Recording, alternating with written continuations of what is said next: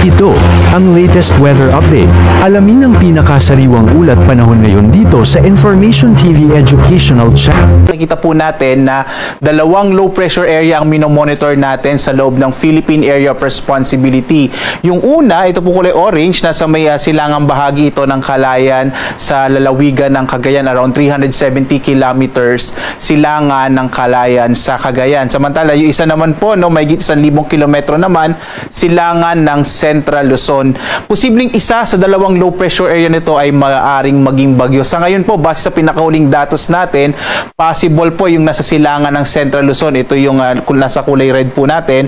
Ito po yung posibleng maging bagyo hanggang bukas. So patuloy natin itong imo-monitor base sa mga susunod pang mga datos na darating dito sa ating sa Weather Forecasting Center. So depende po sa magiging development ng low pressure area, maaaring magpatuloy yung epekto ng southwest monsoon na siyang nakaka-apekto sa kasalukuyan sa malaking bahagi ng Luzon at Kabisayan. Makikita nyo po dito na marami pa rin kaulapan na magdadala ng mga pag-ulan sa bahagi ng Luzon at ng Kabisayaan, habang sa Mindanao naman mga isolated thunderstorms ang mararanasan. So mangyari pong tumutok sa mga latest update ng Pag-asa kung alin po dito sa dalawang low pressure area ang maaring maging bagyo hanggang bukas. Base naman din po sa pinakahuling datos natin, kung maging bagyo man ang alinman sa dalawang low pressure area, ipinapakita po ng ating mga latest data na posibleng ang maging direksyon nito ay pahilaga. So medyo maliit yung chance na ito ay maglandfall kung sakaling maging bagyo man dito sa ating bansa. But gayon pa man, posible pa rin talaga na magpapaulan